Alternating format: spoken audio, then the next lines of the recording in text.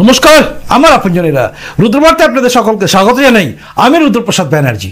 এই বাংলা মানে পশ্চিমবঙ্গ, যেখানে প্রত্যেকটা মানুষ হাঁসফাঁস করছে কখন এই তৃণমূল নামক দলের হাত থেকে পরিত্রাণ পাবো। কারণ এই সরকার যেভাবে মানুষকে একদম খাদের শেষ কিনারায় নিয়ে গেছে, সেখানে গিয়ে বাংলা এগিয়ে বাংলা নয়, পিছিয়ে বাংলা হয়ে গেছে।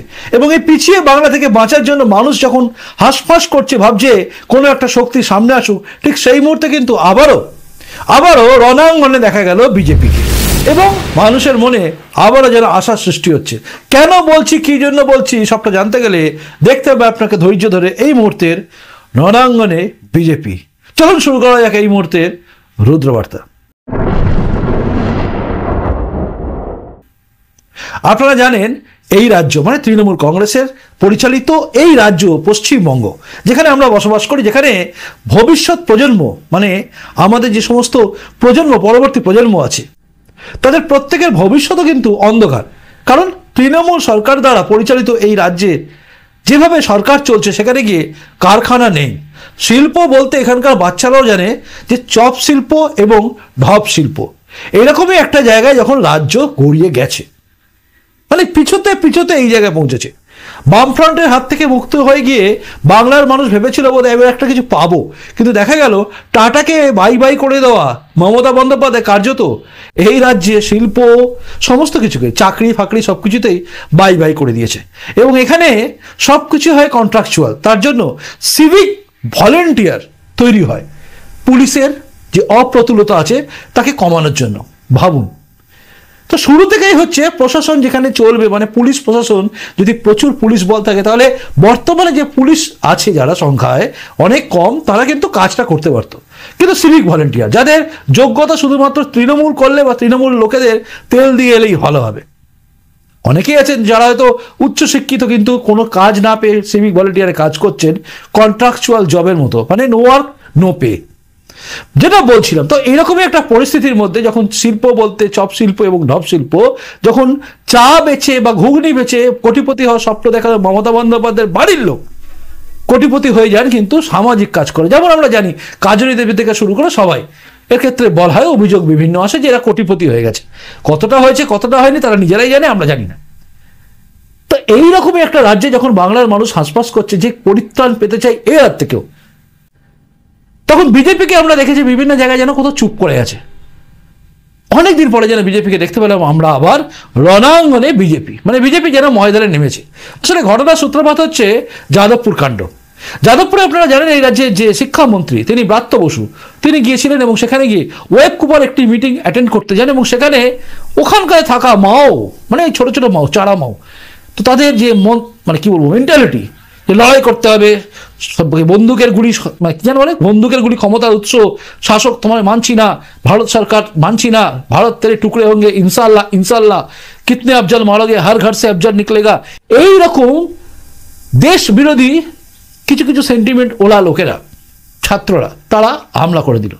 যাদবপুরের ওই সমাজটা, মানে কিছু ঢুকে রয়েছে যারা, তারা হঠাৎ করেই পুরো যাদবপুরের ছাত্র সমাজকে যারা বদনাম করে দিচ্ছে, এবং তারা আক্রমণ করে দিল ওই শিক্ষামন্ত্রীর গাড়িতে, এবং ফলত শিক্ষামন্ত্রীর গাড়ি আবার ধাক্কা দিয়ে দিল ছাত্রদের। এই নিয়ে একটা পরিস্থিতি এমন তৈরি হলো, গোটা রাজ্যের লোকের নজর হয়ে গেছে যাদবপুর। এখন দেখুন আরজিকর কাণ্ডটাকে লোকে ভুলে গেছে, এখন যাদবপুরকে নিয়ে সবাই নেমে পড়েছে। এবং যাদবপুর কাণ্ড নিয়ে তার পরের দিনই, যেদিন একদম হচ্ছে উচ্চ মাধ্যমিক পরীক্ষা শুরু হচ্ছে, সেদিনই ছাত্র ধর্মঘট ডেকে দিল এসএফআই। আজ শুনছিলাম বিজেপির এই যাদবপুর কাণ্ড নিয়ে হওয়া মিছিলের পরিপ্রেক্ষিতে অনেক এই সিপিএম এর নেতা ফেতা, মানে চারা নেতা, কমরেড এসব বলছে আর কি, যে বিজেপি রবিবার দিন কেন ডাকলো, মানে এদের উদ্দেশ্য থাকে যেদিন লেখাপড়া চলছে, পরীক্ষা চলছে, সেদিন ডাকো, সেদিন মিছিল করো। তো যাই হোক, আজকে রণাঙ্গনে মানে যাদবপুরের ব্যাপার নিয়ে কিন্তু রাস্তায় নামলেন শুভেন্দু অধিকারী। এবং শুভেন্দু অধিকারী মানেই বিজেপি, এখন বিজেপি মানেই শুভেন্দু অধিকারী। তো সেই শুভেন্দু অধিকারী যখন নামলেন, এবং তখন দেখা গেল যে ভিড়, অর্থাৎ অনেক বিজেপি কর্মী সমেত রাস্তায় নামলেন এবং এই যাদবপুর কাণ্ড নিয়ে তারা প্রতিবাদ করলেন। এক ঝলক দেখুন।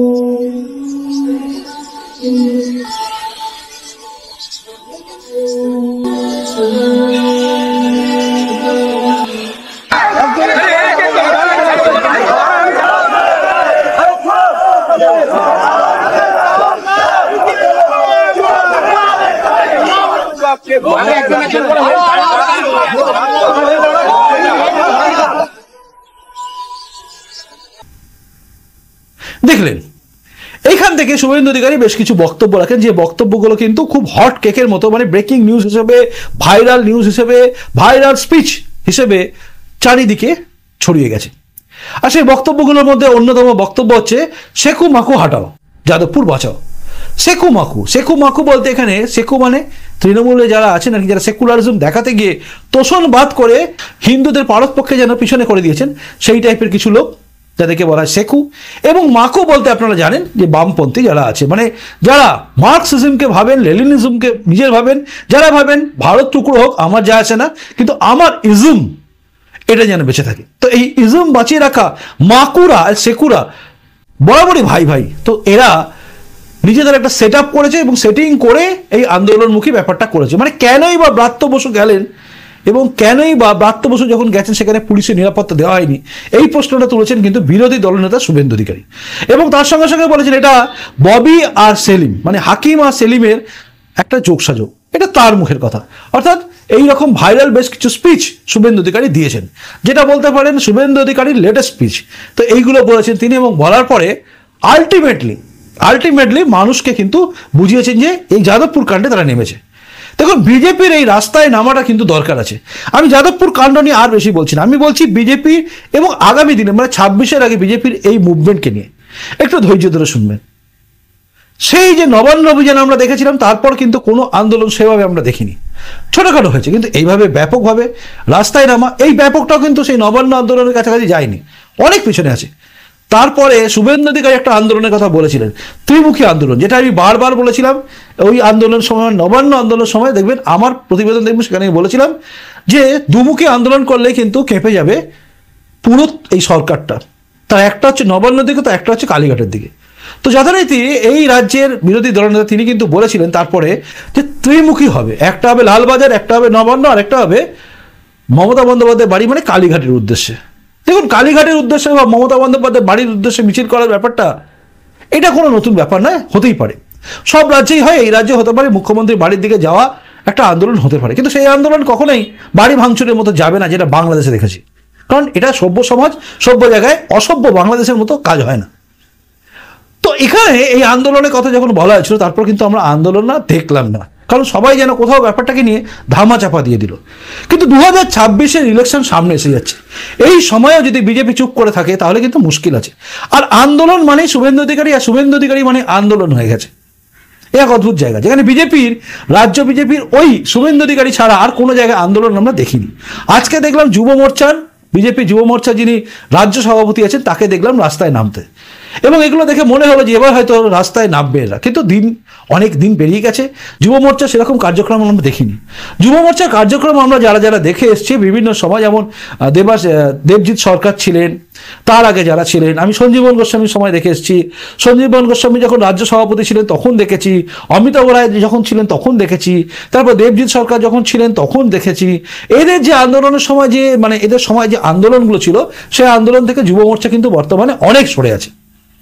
কিছু কিছু জায়গায় বিক্ষিপ্তভাবে হচ্ছে, কিন্তু রাজ্য সভাপতি তিনি কেন যে করাচ্ছেন না এই যুব মোর্চার, সেটা আমরা জানি না। একইভাবে রাজ্য সভাপতি সুকান্ত মজুমদারও সেভাবে আন্দোলনমুখী আমরা দেখিনি। বারবার দেখছি শুভেন্দু অধিকারীকে। 2020-র পরে শেষের দিকে 2021-এ শুভেন্দু অধিকারী না এলে এই আন্দোলন কি হতো? দিলীপ ঘোষ চলে যাওয়ার পর থেকে আমরা আন্দোলন কিন্তু আর বিজেপির রাস্তায় দাঁড়িয়ে দেখিনি। এক অদ্ভুত পরিস্থিতি, শুভেন্দু অধিকারী তুললে হয়। আগে দিলীপ ঘোষ থাকাকালীন আমরা দেখেছি বিভিন্ন জায়গায় আন্দোলন কিন্তু হয়েছে, আর এবারে কিন্তু আমরা দেখছি হচ্ছে না। আমি আমার নিজের জায়গায় বলি, এখানে আন্দোলন দেখিনি। তো এরকম একটা পরিস্থিতির মধ্যে যখন রণাঙ্গনে আবারও নামলো বিজেপি, তখন কিন্তু অনেক লোকের আশা বাড়বে। এই রাজ্যে যখন ভোট সামনে এসে যাচ্ছে, যখন রাস্তায় নামার লোকের সংখ্যা কম, মানে দেখছি না আমরা বিজেপি, তখন এই আন্দোলনগুলো কিন্তু একটা ঢেউ আনে। জানি না এই ঢেউ ওই রাজ্য থেকে জেলায় জেলায় কবে এসে পৌঁছাবে। আরও একটা জিনিস আমাদের পরিষ্কার হয়নি, সেটা হচ্ছে এই যে রাজ্য সভাপতি কে হবে, জেলা সভাপতি কে হচ্ছে, এইগুলো নিয়ে এখনো কিন্তু ধোঁয়াশা রয়েছে। এই ধোঁয়াশা যত তাড়াতাড়ি কেটে যাবে তত ভালো, বিজেপির পক্ষে মঙ্গল এবং বাংলার আপামর জনগণের পক্ষে মঙ্গল। বিশেষত বাংলার যে সমস্ত হিন্দু যারা আছেন তাদের পক্ষেও কিন্তু মঙ্গল। এটা সবাই বলছে যে বাংলার হিন্দুদের কাছে এটা লাস্ট সুযোগ। আমি বলছি না, এটা সবার মনোভাব, যেটা বলছেন অনেকে, শুভেন্দু অধিকারী থেকে শুরু করে সবাই বলছেন। এবার আপনি কি বলছেন সেটা আপনিও জানাবেন, যে আপনি কি এটাই ভাবছেন নাকি অন্য কিছু ভাবছেন। সবাই বলছে 26-এর চান্সটা কিন্তু অনেকখানি, এবার অনেকখানি আমাদের লড়তে হবে, নামতে হবে। সেই জায়গায় দাঁড়িয়ে রণাঙ্গনে বিজেপির কিন্তু দরকার আছে। আর এই যে যাদবপুর কাণ্ড, এই কাণ্ডের মধ্যে কিন্তু সত্যি বলতে কি বলুন তো, কোথাও যেন সিপিএমকে একটু তোল্লা দেওয়ার চেষ্টা চলছে। সিপিএম হারিয়ে গেছিল, হঠাৎ করে যেন সামনে চলে আসছে। সিপিএম আরজিকর কাণ্ড নিয়ে সামনে এসেছিল, আপনারা জানেন। আরজিকর কাণ্ড নিয়ে কী হয়েছে আপনারা জানেন, এবং আলটিমেটলি শেষ কী হয়েছে, পরিণতি জানেন।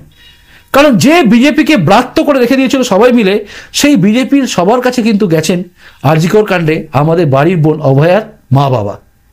অর্থাৎ আলটিমেটলি দেখা গেছে এরা আন্দোলন করে ফুস করে পালিয়ে গেছে, যে কিন্তু পড়ে রয়েছে বাবা মা যারা অসহায়, এবং তারা বিজেপির কাছেই গেছে। এবং বিজেপিকে ব্রাত্য করে রাখার পরও কিন্তু বিজেপি এই জিনিসটাকে নিয়ে কোথাও খেলেনি, মানে খেলে দেওয়া বলে না, সেরকম হয়নি। যাই হোক, আমরা চাই এরকমই কিছু হোক।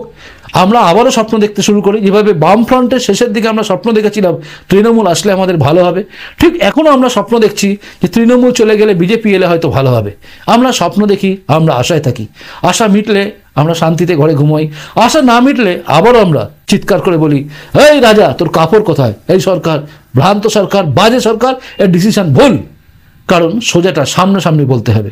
বিজ্ঞাপনের চাপে বা টাকার লোভে বা পুলিশের চমকানিতে চমকে যাওয়া মিডিয়ার মতো আমরা নই। তাই যেটা বলবো আনকাট বলবো। আজ বিজেপি যেভাবে রণাঙ্গনে নেমেছে, এই বিজেপি যদি রণাঙ্গনে থাকে তাহলে আগামী দিনে বাংলার পরিবর্তন হবে। ঠিক কি ভুল আপনি জানাবেন।